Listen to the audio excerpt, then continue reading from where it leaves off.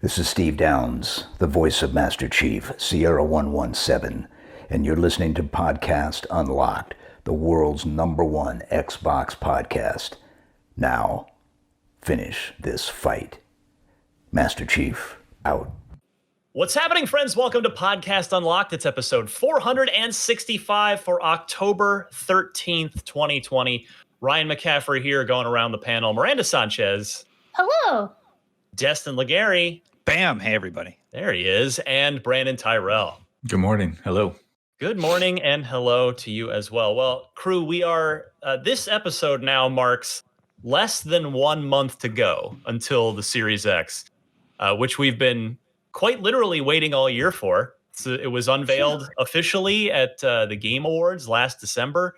So it has been quite a long year waiting for it, but we're finally almost there. I want to just go around real quick.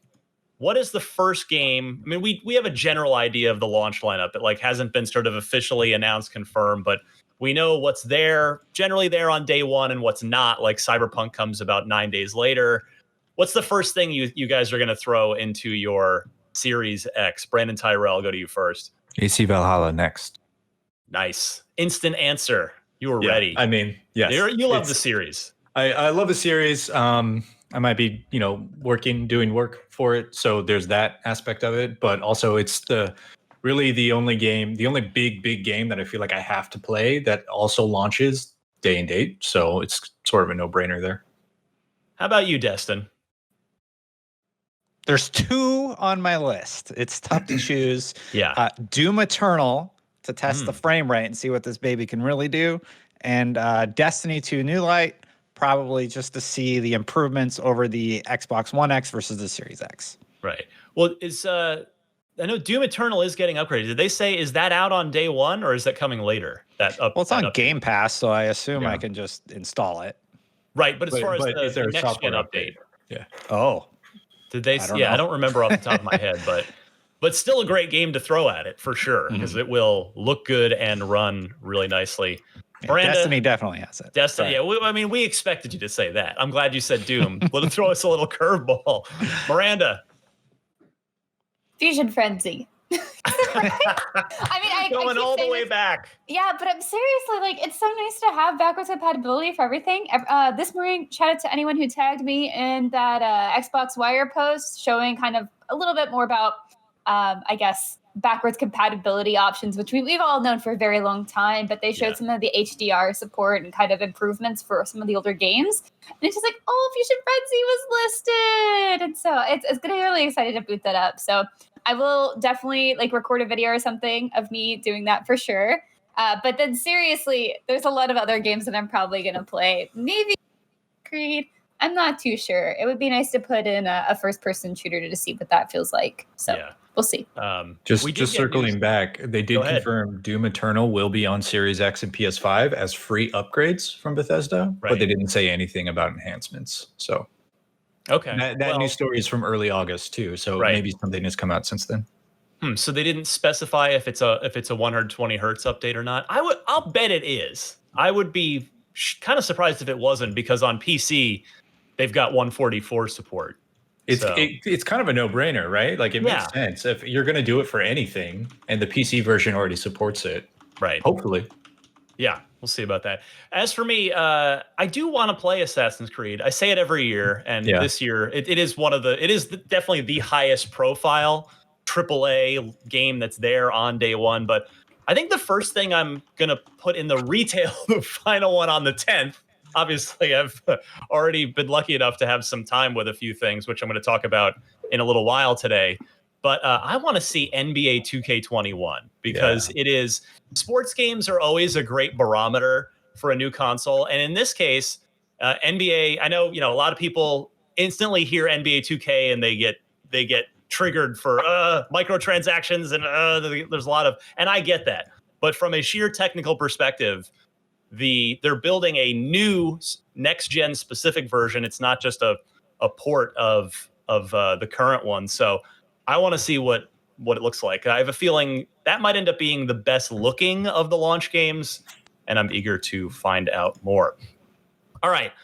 So yes, T-minus under 30 days now And a reminder, because I didn't get to mention this till the end of the show, and things were a little light last week. So I kindly ask of you all now out there, we need your Yappa comments for the loot box section of the podcast. Your video questions. You can be on the show via the Yappa video comments. Send in your loot box questions / discussion topics. You don't need a Yappa account. You probably, everybody's sick of having 7,000 accounts for everything. You can log into Yappa with your Google account, Facebook account, LinkedIn, or Discuss as well. So leave your Yappa comment for the loot box at the bottom of the article page of this episode. And the easiest way to find that will just be go on Google and type in IGN Unlocked 465. You'll find the article page for this episode.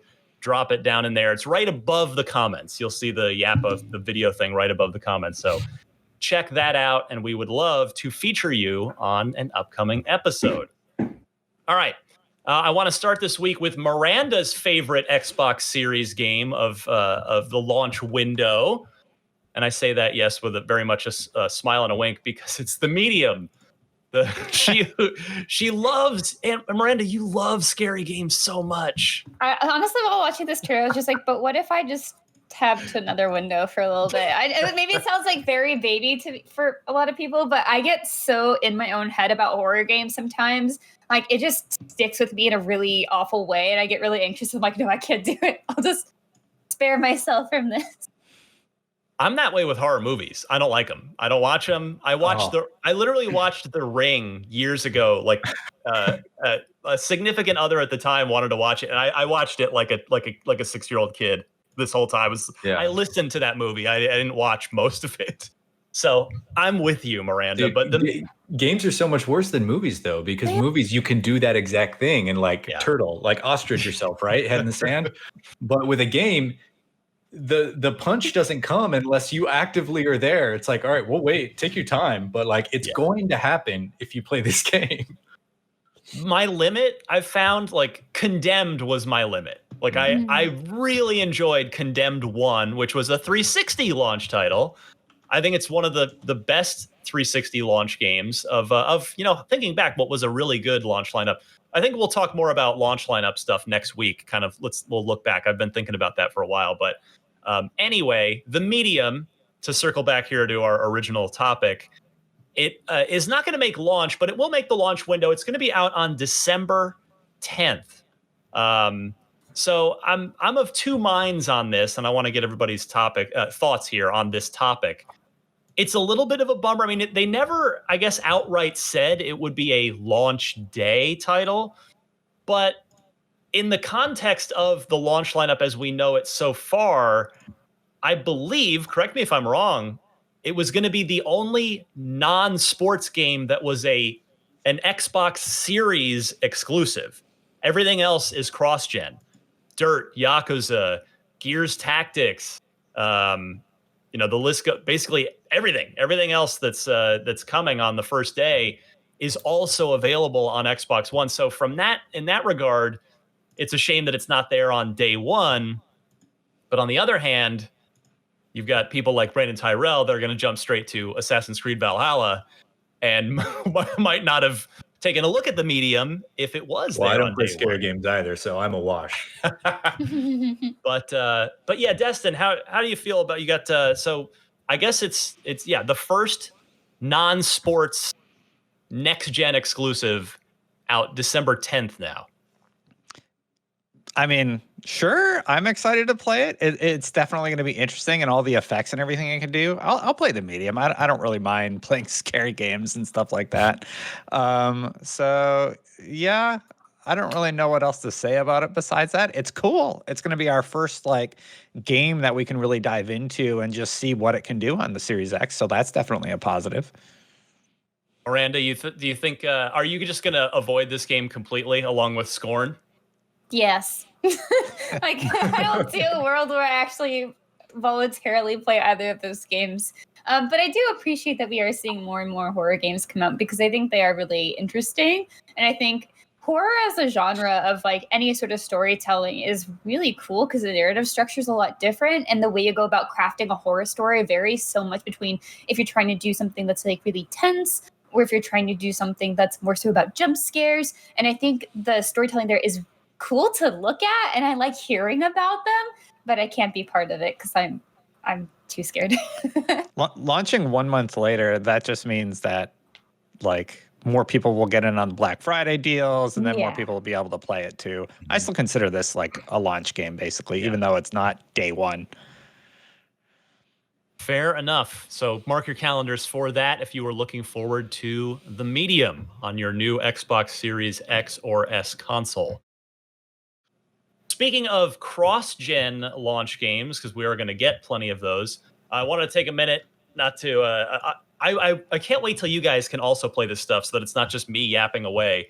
But I just wanted to take a minute. I got to play Dirt 5, a preview build of that on the Series X, and Yakuza Like a Dragon, both 4K 60 in both cases. Now, Dirt also has a 120 hertz option.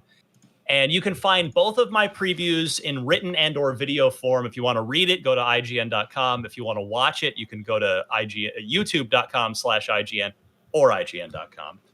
But yeah, I guess I'll talk for a minute, and then if you guys have any questions about these games as they pertain to Xbox Series X experiences, I will happily answer them. But in short, they both seem like really fun games. Yakuza, I confess, I'd never played a Yakuza game before. I'd heard about them. Max Scoville from the IGN team is a big Yakuza fan. And after spending a couple hours with this one, I totally see why. It's absolutely a Max Scoville type game. It is sort of self-aware and weird and funny and goofy in a very good way. And it's an RPG. It is a modern day set role-playing game where you and party members wander around modern day Tokyo, and you have equipment and items and weapons and skills and effectively character classes that are referred to as jobs, and you can change your job. So it is loaded with insane humor. I mean, there's just some really goofy stuff in it. So I really liked the game, and there's clearly a lot there. The preview build threw me right into about 5 or 6 hours into the game, into chapter 5. So I didn't have necessarily a ton of context for the overarching story, but I can see, like, if you're looking for something fun and meaty to play at launch, Yakuza seems like it might be a good way to go. And as for it as a Series X game, like, yep, it runs in 4K, 60 frames. It looks decent. The main characters all look pretty good. The rest of the game and other NPCs, not so great, which is common in a lot of games. And so it's got a very kind of clean, crisp look to it. But again, it's not a game that you're going to show off to your friends of like, dude, I just got the new Series X. You got to see Yakuza. It's not going to be that game. But again, it seems super fun. I gotta ask, these are like super interesting games to be embargoed. Like, why these two? You think there would be something that could better showcase? Like Dirt 5, okay, you have the 120, so that's definitely interesting. But Yakuza? Like, that was just such a strange one because it caps at 4K 60, and like the console now can probably do that. Yeah, my guess, and I don't know. I mean, I just get the emails from Microsoft that say, here are these games that you can play on the Series X in preview form. But my guess is that Yakuza was ready. Yeah. It was in a showable, playable form, because we've all seen how this year has impacted everyone in every line of work, including video games. We've seen video games push back. We've seen all kinds of things. So I would imagine that everything always comes in hot at a console launch. I know Brandon Tyrell can speak to this. I've covered it in generations past. And so it's, getting a build that you can comfortably give to media outlets, a month in advance, is a lot easier said than done when you're trying to hit that moving target of a new hardware platform. I get what you're saying, but like they just released a new Halo on PC. It seems like that would be set up to be a title that they could be showing, hey, here's what it can do on the Series X, and it's Halo. I don't know.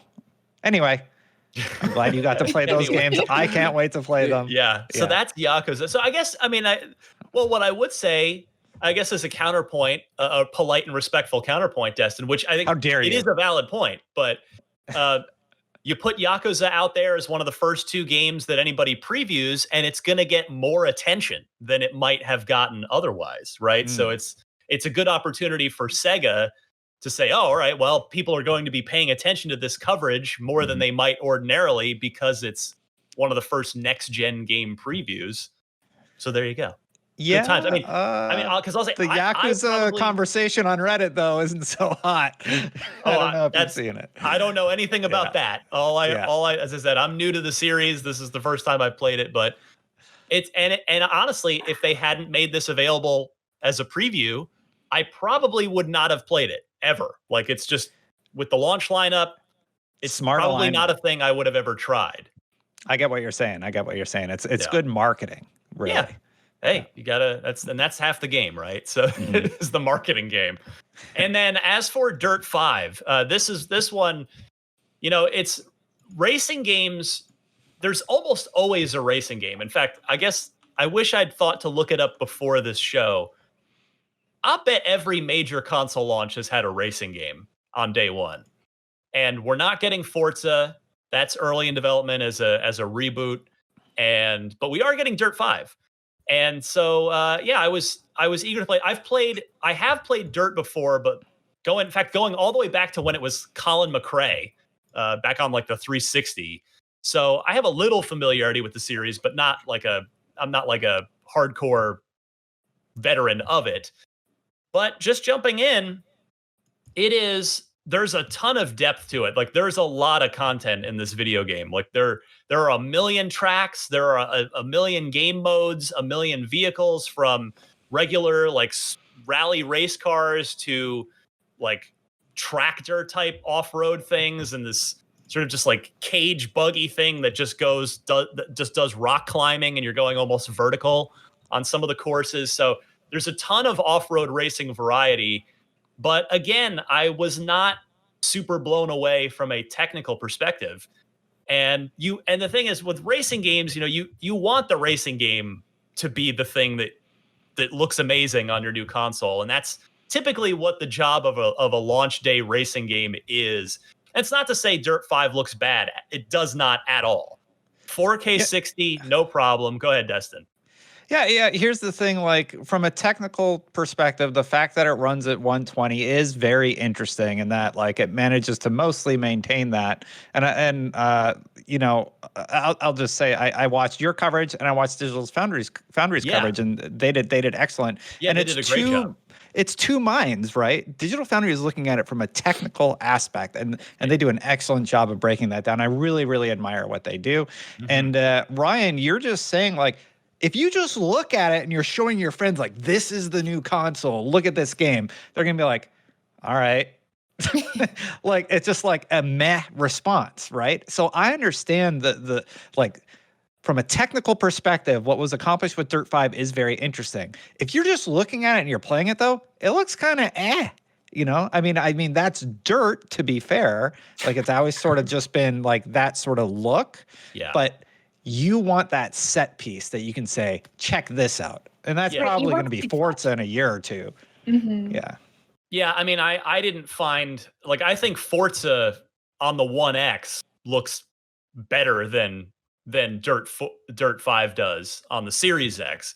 And again, that's not a hardcore criticism of Dirt 5. It looks nice, but it's not, didn't have the wow factor, the next gen wow factor that I would have wanted as the first racing game I play on the Series X. But to the 120 hertz mode, it's we can't capture it and we can't effectively show it to you. But I had it running because I actually got hooked up with a beta firmware update for my LG B9 TV that Microsoft facilitated. So like I'm all perfectly set up to look at it, to play it that way. I just can't capture and show it to you. Of course, most people are not looking at our videos either on YouTube or IGN on 120 hertz capable screens anyway. But anyway, it's you can see a bit of a visual trade-off. Like it definitely doesn't quite look as good, but I have to say the frame rate, and maybe it's because of the limited control you have over the camera in Dirt 5, as compared to something like we know Gears 5 is getting a versus multiplayer 120 hertz update, and that's that in that game you can just control the camera, third person camera all you want. But yeah, I have to say I was expecting 120 hertz to be more of an like super crazy, awesome, obvious difference.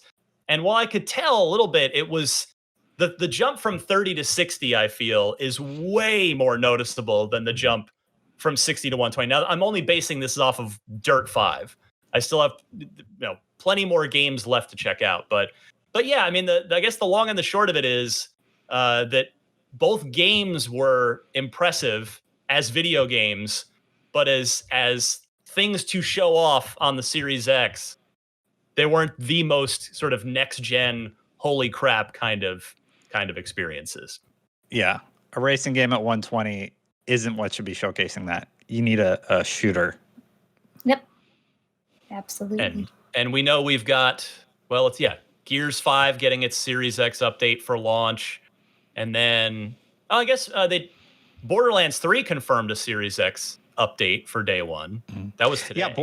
Yeah, Borderlands 3 is sort of one of those interesting cases where, it has benchmarking tools built into the PC version and such. Because of its cell-shaded art style, though, it's one that often gets criticism for, like, oh, okay, you're showing off your tech, but like it's cell-shaded, so it doesn't do it justice of what's actually happening in the background, And just to our commenters, note, we are working on ways to show 120.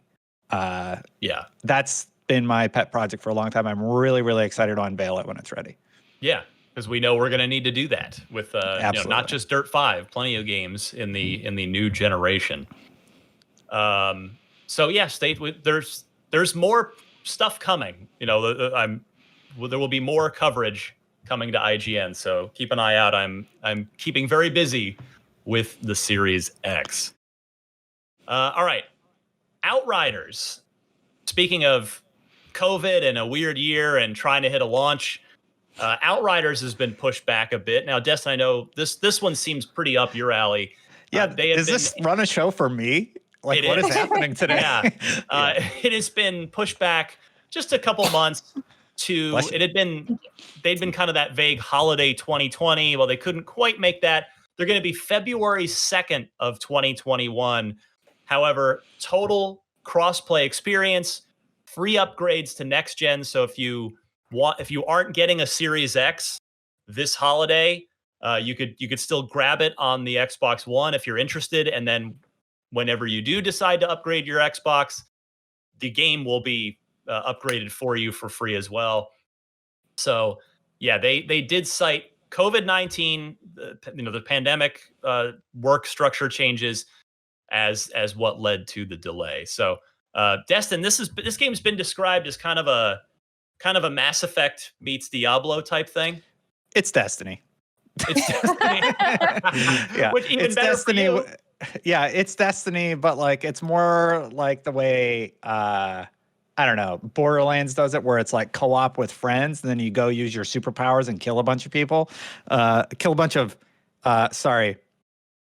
We'll just call them bad guys. They're aliens, yeah. Yeah, aliens. And I mean, that's a bummer that it was delayed to February, but at the same time, it's like, for me, November is Cyberpunk and Destiny 2 New Light month, and everybody should get out of the way. So I don't mind that it was delayed. Yeah. That's my take on the situation. I mean, you say it's a bummer, but like you just kind of answered, I think, the big question, right? Which is it a bummer? I don't is anyone even gonna have time? There's about a 60-day period after November where if you're not Cyberpunk or some of the bigger games out there, Q1 is looking pretty good right now. You know what I mean? So, right. Let's run it down. I think it's smart. Also because it's a game as a service, which means it's a game that you need to play for a long time. You got to dump hours into it. I don't think that's the right investment to ask somebody who just got Cyberpunk in their hands for the first time. Yeah. Yeah, Brandon, you mentioned Q1 looking good. I mean, I know Miranda's our keeper of all things wikis and guides, and including our game releases page and the launch lineup page. And Miranda, like, I feel like we usually at this point in the year have a lot of like flag in the ground, pretty concrete release dates for big games into February and March of the following year. And I feel like, presumably, again, because of COVID and the uncertainty of development and the process, I feel like we don't really know anything that's coming out definitively in the next few months. We do have a good hold on a few games, not a ton. I do agree that a lot of them is just like Q1 2021. Like there's a lot of like maybe. So I'm looking actually this up at Game Informer really quickly because it's just I like how they have theirs set up. But we still have to get ours list together. So as far as what they have listed is Hitman 3 on January 20th, Prince of Persia, the same time is January 21st. Right. And then they have some others listed that I'm just like, I don't know what that is. February is, of course, Outriders. And then there's Little Nightmares 2 on February 11th. Okay. And then I think the big one of note is going to be a Far Cry 6, which is February 18th. I wonder if that's going to hold. Next year. Yeah. Yeah. Oh no, I'm looking at next year, not this year. Yeah. So this year there are quite a few things actually coming out. I have many spreadsheets. No, but I haven't even started looking at the beginning of the year next year. Like everything for me is like focused on just the next few months. We have so many projects coming up. So like, let's see, in November, there are so many things coming out on the 10th. So if you want to go back a little bit, Jurassic World Evolution is kicking off the month, November 3rd. Woo!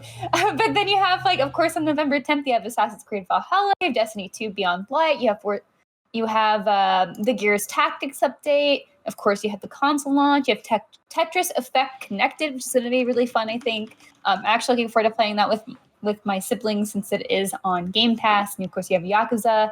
And then on the 12th, you get a lot of those PS5 games. Then, of course, on the 19th, you have Cyberpunk. Then on the 20th, you have Hyrule Warriors. But that's not, of course, not Xbox related. And December is actually pretty lean, though, because like right now you only have like Immortals Phoenix Rising is kind of the biggest thing of note, which was used to be Gods and Monsters, which is infinitely a better name. But yeah, it's kind of what we have coming up so far. Like there's just so much going on in these next few months. I'm going to be curious to see if we get even more things joining the medium in December. I think that's always a nice month, I think, to release things. That's when people are catching up. They're getting their Christmas presents. And it's kind of like in August. It's like August part 2 in the fact that it's a time to catch up on games that you maybe missed from the past few months. And a good time for those games as a service games to kind of kick off if they didn't have any momentum earlier. Yeah. So anyways, here's all the things coming out report. You just made me update my spreadsheet live. I was like, oh yeah, the medium moved. Taking notes. And then what? Just listening to you, Miranda, I realized Ubisoft, God, they have a stranglehold on the holiday season, don't they? So Watch Dogs in October, I think. AC in November. Phoenix Rising in December, and then Far Cry in February. That's 4 major games across 5 months. Yeah, but we didn't even talk about this month. There's still a lot coming at the end of this month. So. Yeah, Ubisoft does tend to stack Q4 and Q1 typically, don't they? Like I feel like we don't often get a lot of major Ubisoft games in Q2 and Q3. I'm sure I don't have any historical documentation to back me up here. I haven't researched this answer, but that's what it feels like in my head, especially after hearing you say that. And it's weird that they're all sort of major open world games too. Like traditionally games that take 40, 50 hours to blow through, right? I guess that's the point. You don't blow through them. So it's weird to see. I guess it's not weird. It's their business model, right? Like the Ubisoft open world game. But the only thing this year is missing from them is like a new Ghost Recon. So it's kind of funny. It's kind of funny to see their whole catalog drop. And we're also missing Splinter Cell, as we are every year, every single year. Well, Ubisoft also has Rainbow Six, which consistently gets updates and is about to get a new update. So that could also be considered, within the catalog. They're getting a next gen update for that. Yeah. Yeah. There was a report that came out that For Honor is going to be making its way to new consoles as well. That's right. In addition to that, you've got Just Dance, and then there's the Trials coming. So they have a huge catalog, but I think 4 of their 5 major open world tentpoles are dropping within 5 months of each other. That's crazy. That is impressive. Next this week, Microsoft. So you guys remember the whole cloud gaming, the xCloud problem with iOS? The Apple event was today. So it's, some people are going to be getting new iPhones, and Microsoft knows that is a significant part of the market. Well, Microsoft is reportedly working on a direct browser-based solution that will allow it to bring xCloud to iOS and iPadOS next year. As reported by Business Insider and The Verge, Xbox head Phil Spencer revealed the news during a, quote, recent internal all-hands meeting, saying, quote, "We absolutely will end up on iOS. We'll end up on iPhones and iPads with Game Pass."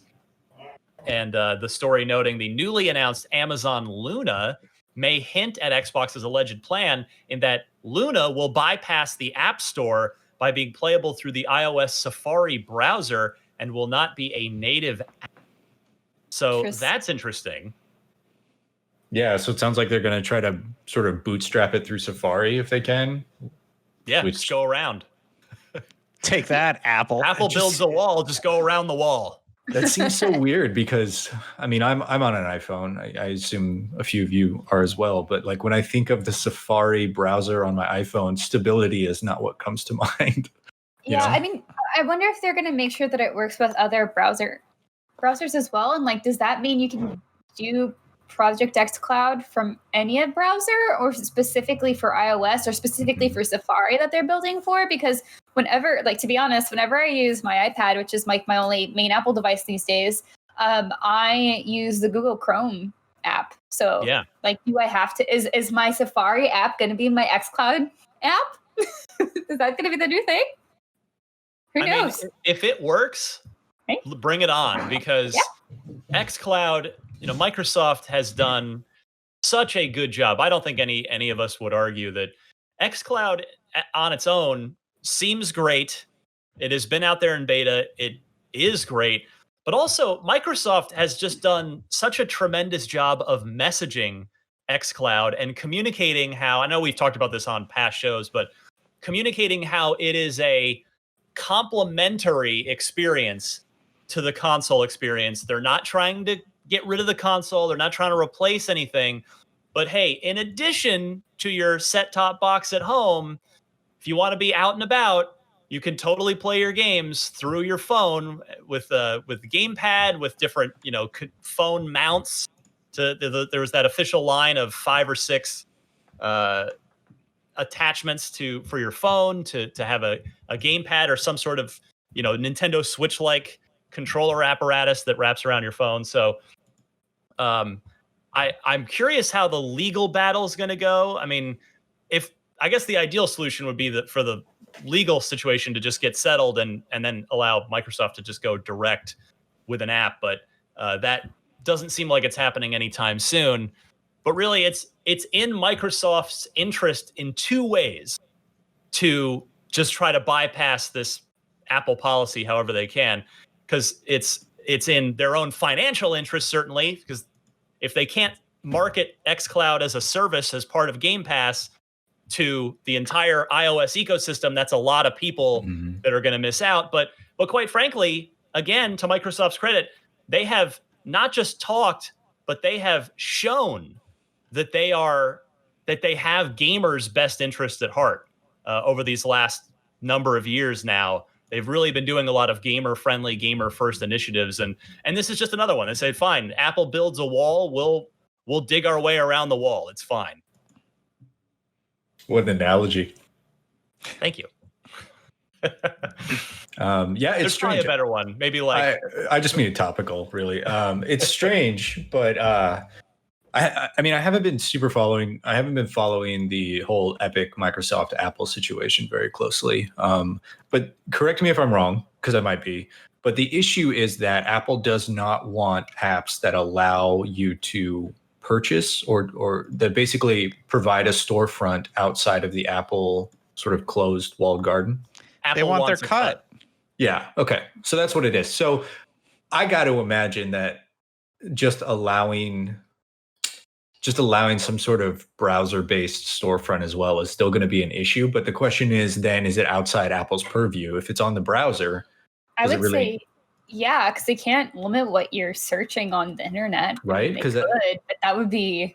I mean, restricting access to certain things on the internet is sort of tantamount to censorship, somewhat. They're in court. It'll all be settled in the next 5 years anyway. But until then. Yeah, lawyers do, legal situations do tend to get drawn out a lot. Yep. I'm just saying, don't expect a resolution anytime soon. Yeah. Right. I mean, it would seem the easiest thing is just to cut some sort of rev share deal between Microsoft, Epic, and Apple. But well, the Epic thing is a whole different story about Epic wanting to be able to do their own money systems within the app. But what's that part of like the xCloud thing is that they can't view every single game on the service, and therefore it's not permissible because they can't give everything a rating. And so it's a little bit of a different situation. Yeah, is that what whereas, the like, is? Epic is kind of like poking the flames of just like, no, we want our money. And then whereas at least with xCloud, it's like, oh, we just want to put our games on your devices, and they're like, no, you have to have them all approved. So they have to be submitted to Apple individually. Like, oh my God. Yeah, so that's not going to happen with something like xCloud and with Game Pass. Like that's just not feasible. So I mean, they could, but I don't think they want to do that. So there's a lot going on. We'll see. Basically, the entire gaming community is rooting for Microsoft to figure this out, either through the court system or through the browser system, one of the two. So go Microsoft. I am happy, and I'm happy in the Apple ecosystem. It's not knocking any other one, but yeah, I would love to be able to take advantage of xCloud. So hopefully Microsoft will get it figured out. Finally, a story actually left over from last week that we didn't have time to get to that I wanted to end on here as far as the news goes. Need for Speed Hot Pursuit is getting a remaster from EA, and it will be out very soon, November 6th, just ahead of the console launch, the Series X launch. Criterion, one of their classics. It came out 10 years ago, still a fan favorite. The new remaster will have updated visuals, of course, all the DLC, cross-platform multiplayer, which is great, and some more. So if you're on a 1X, you'll have a choice of either a performance mode, 1080 60, or a visual mode, 4K 30 for that. Also up-res, the UI has been up-resed, higher resolution reflections for the cars, boosted textures, more particles, and better anti-aliasing. Ryan, hold up. My headset's acting up. Did you say 4K 30? It's on the 1X. Something weird. Yeah, but 30? My headset can't be right. Yeah, no, I'm with you. Like, it is. You would think a 10-year-old game that the 1X could do better than that. And I'm not blaming that on the 1X, by the way. It's quite the opposite. I'm saying the 1X is capable of more than that. Yeah, I don't know. I was surprised. I don't know what goes into this, but I would imagine assets that are 10 years old, even up-res, you'd be able to run in 60. But again, who knows? Like, it's probably some weird artifact from being developed a decade ago, right? So maybe, yeah. What does the old game run at? Does the old game hit 1080 60 also? You should do a side-by-side, Dustin. Yeah, probably will. So regardless about the 30 frames thing, I'm actually really stoked for this. I love the Need for Speed series. And here's the thing. The first time I heard this story, I thought they were talking about the first Need for Speed Hot Pursuit. And I was like, yes, that was like my favorite racing game of all time. But then I forgot that I'm old. And like they're talking about the one that came out when I was at IGN or right before I came to IGN, and they brought back the Hot Pursuit series. And I was like, oh, that one. Well, that's still cool, but it's not the one I thought it was. It's probably for the best though. Like don't go back and sully those memories. You know? Oh man, the original Hot Pursuit. Yeah. I don't know. Some old games are still real good, like Fusion Frenzy out there. Yeah, Miranda, like what? Except for the water levels. We don't talk about those. Yeah. Oh, Miranda, that you carry that torch, that Fusion Frenzy torch, so admirably. I love it. I love it though. Yeah. It's good. All right. Let's get on to the loot box. Our loot box question, again, I mentioned at the top. Send them in. Jump on Yappa on IGN.com, and we would love to have you featured on the show, like Steve Perry, who has an xCloud / Bethesda question. Go ahead, Steve. What's going on, guys? My name is Steve Perry, and I'm a big fan of this show. I want to get your thoughts on a potential future with Bethesda exclusivity, because I was realizing that because of xCloud, you no longer technically need to have an Xbox in order to play Xbox games. And Microsoft has said that it plans to bring xCloud to more devices beyond Android, beyond phones, and even to TVs. And so I wonder if their move to PlayStation fans is to say, you don't need to buy an Xbox in order to play Bethesda games or in order to play any of our games. You can keep your PlayStation and just subscribe to Game Pass and play our games that way. I wonder if that's the way they might go. And if they did, what your thoughts would be on that.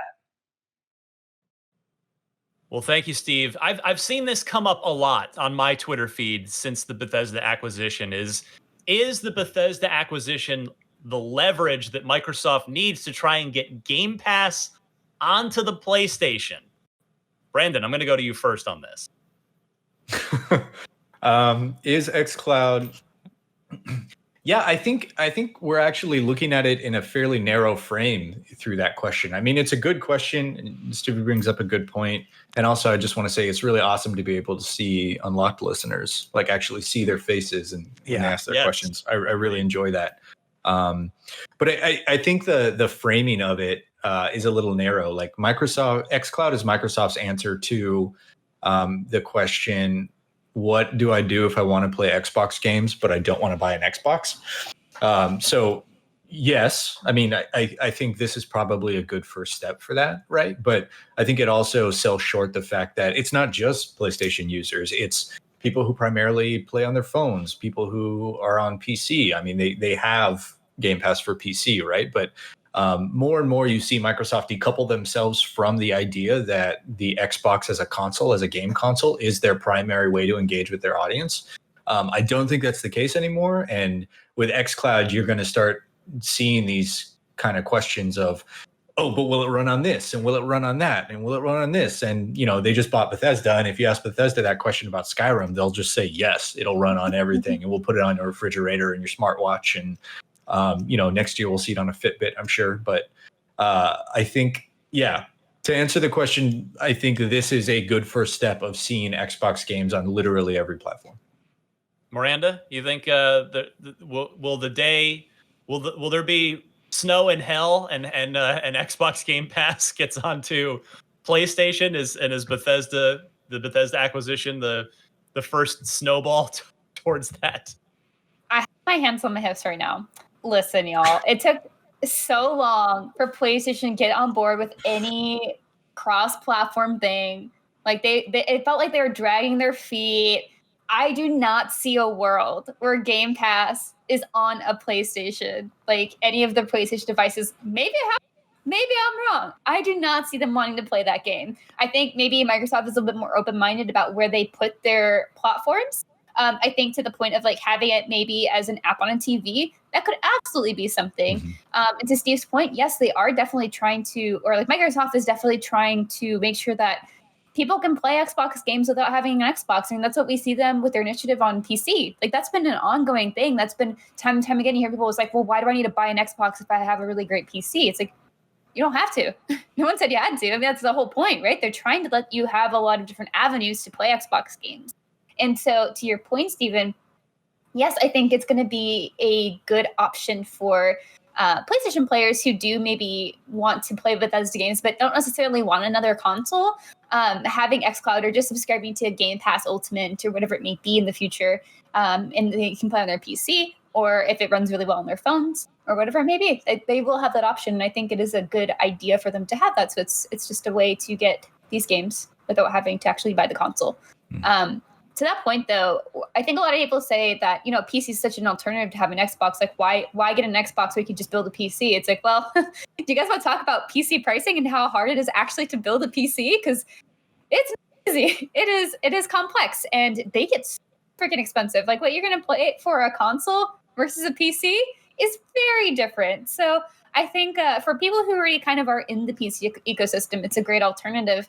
But with xCloud, kind of bringing it back to the whole being able to play different games without having that, it really does open the door. Say, if you have good internet and the devices that xCloud supports, then you don't have to get, either. You don't have to worry about either. So it'd be interesting.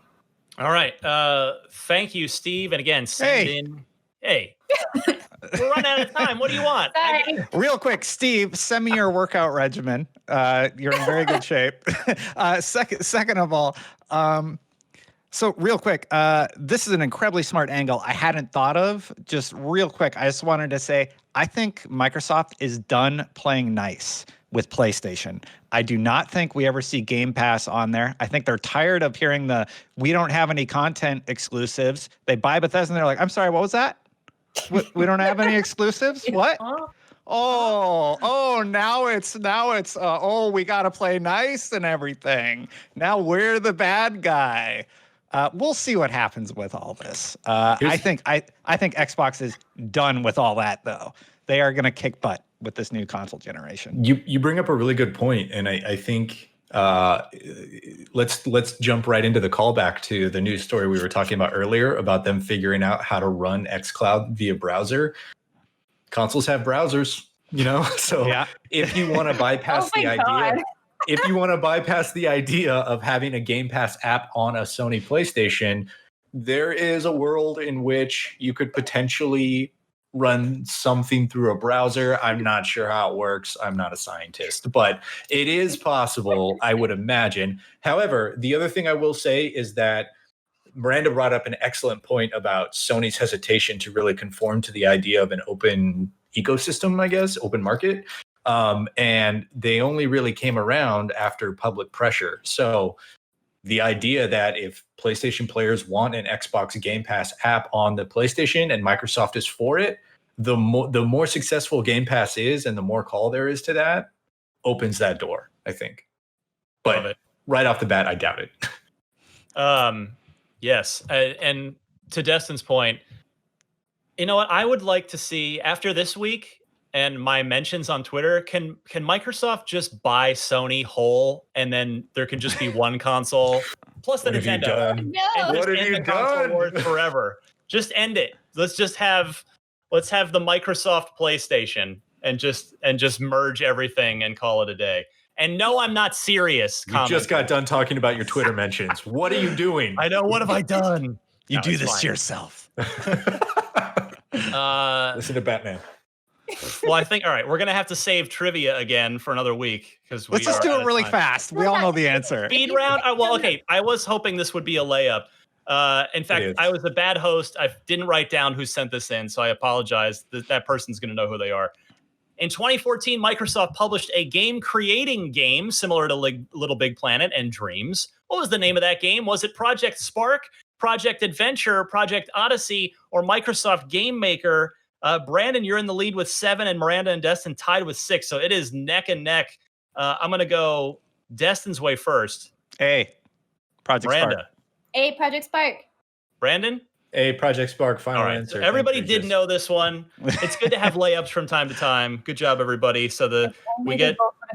I want a new question so I have a chance to win because I knew we all knew that one. Yes, please, everybody out there, send in your Xbox trivia questions to unlocked@ign.com. That is the email address. Include 4 multiple choice answers and note the correct one in your email. And we'll see if we can change the scoreboard somehow, change the standings next week. And that will do it for us. I'm at DMC_Ryan. If you want to yell at me at Twitter for some dumb reason, I'm there for you. Brandon Tyrell. Don't yell at him, please. Please don't. Yeah, I'm very much joking. I'm at Brandon Tyrell. It's just my name on Twitter. Again, don't yell at Ryan. He works really hard. Miranda. I'm at Girls and Let's Have It with a K on Twitter, Instagram, and pretty much everywhere else. Destin.